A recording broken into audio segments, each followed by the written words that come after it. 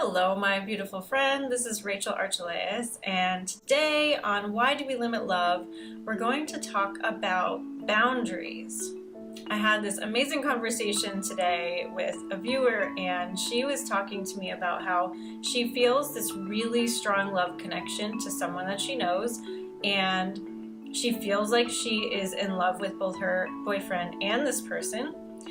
But this person that she's in love with that's not her boyfriend isn't the nicest guy to her. He's a little disrespectful and a little moody, and she's having trouble reconciling what to do. She doesn't know if she should, go forward and try to be friends or have more of a relationship with this person because he's not that nice to her, and yet she has meditated on this relationship. She's really been introspective with it, and she definitely feels a real love connection there. So what do you do if that happens to you? What if the person that you're in love with isn't that nice to you? Before we get into this conversation, I want to stress that if you're in an abusive relationship, get out. There is no reason that you need to be in that environment. So if someone is really harming you, or even if you think somebody is harming you, then you really should move on and get into a healthier environment, at least so you can just think about what's happening. As far as I know, this guy is not abusing her in any way. She's just questioning some of his statements. So get help if you're in an abusive relationship. Okay. So what if you're just kind of around someone you don't think is being so nice or respectful? And what if you really do feel that intense love connection, like we were talking about with the twin flames? That can be hard. I was in that kind of relationship in my marriage. I felt very spiritually connected. Like on a spiritual level, we were there. We're awesome. We still are. On that spiritual telepathic level. However, on a physical day-to-day level, things were not so good. I was definitely being emotionally and verbally abused, and it wasn't fun, and I didn't even really know the extent to which that was happening while I was still there. I was pretty naive about what was going on, and I realized after I left that there are boundaries that you can have with the physical that don't need to be there with the spiritual. So if you feel a really strong emotional or spiritual bond with someone, that can exist without you having to talk on the physical level. Your energy can continue to mingle and have things happen while your physical boundaries are in place, where you're not actually speaking to that person in your real life. And that is how I had to go about being connected with my ex-husband. We still are connected on the spiritual level, and I know that when we're both kind of in the spirit world again, we'll be really good friends and everything will be different. But I still don't have to put up with his abuse on this level. So I made that distinction after I left because that's what was important for me to do. Now, also, I've dated a guy who was bipolar, and he was undiagnosed when we were together. He was really great, really friendly, really helpful, really cool. But then once in a while, he would snap and start calling me these awful names and accuse me of doing things behind his back. And it was really weird. When he was saying those things, I didn't take it personally. I kind of knew that something was happening, and so I wasn't involved emotionally with the response. I wasn't crying or upset, or I didn't think he was being mean. I was just like, whoa, what's happening? And I didn't immediately break up with him. We dated for a couple more months, and it happened a few more times. But then I just realized that it wasn't really worth it. The odds were not stacked in my favor, so I wasn't getting more good things out than bad things, and I just decided it wasn't worth putting up with.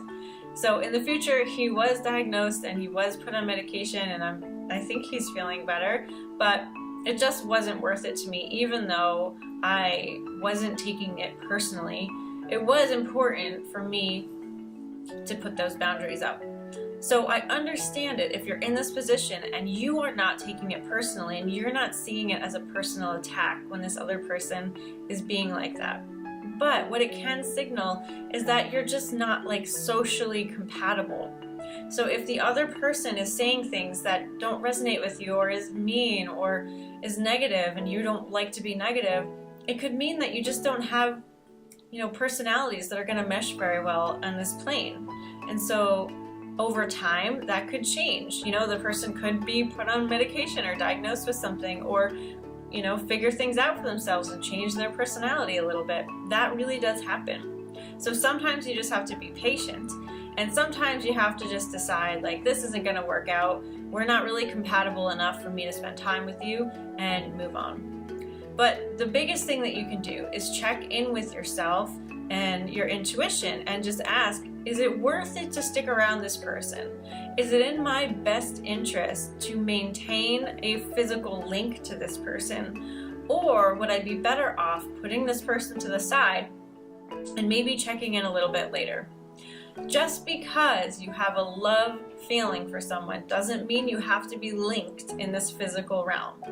I have plenty of people that I am in love with that I don't talk to in this physical realm. And because we're all multidimensional people, we can exist in multiple places in multiple dimensions all at the same time and continue on those relationships even if we're not currently having that physical experience. So don't feel like you're just throwing something away if you choose not to be in physical contact with someone that you love. And it's so funny, I just got an angel just appeared over there, and they're sending us some love, and wait, they want to talk a little bit. Everything is love. So everything, every person, every experience, everything is given to you and shown to you and created out of love. So you're never not loving someone. Even when you have boundaries with them, you're still loving them and you're loving yourself. And so this angel is saying, don't worry about if you hurt someone's feelings or if you think you're not putting in enough effort. Everything is love. And so there's no worry to be had about any of that. The fabric of the universe is created with love, and so nothing to the contrary is even possible. So I hope that helps. This was kind of an interesting Why Do We Limit Love series when we're actually talking about limiting your love in the physical and letting it still live on. Oh, that's the point. Okay. So it may seem like we would be limiting love by putting up these boundaries in the physical realm, but really you're just loving and honoring yourself enough to create boundaries, and you're loving the other person enough to let them lead their life the way they want to without your interference. So I hope this helps. Let me know if you have other Why Do We Limit Love topics that you want to cover in the series. And until next time, lots of love from me. Bye-bye. Thank you so much for watching. If you're new to intuitive art and you've never done it with me, go to intuitiveartacademy.com for your free class. You'll learn how to have a conversation with your higher self in 3 easy steps. That's intuitiveartacademy.com. And if you're already a pro or you've done the free class and you want to learn more about creating abundance from your purpose, go to workyourpurpose.com and you'll watch a free video series all about what it takes to create a purposeful income from doing what you love. All right, enjoy, and I will see you later. Bye-bye.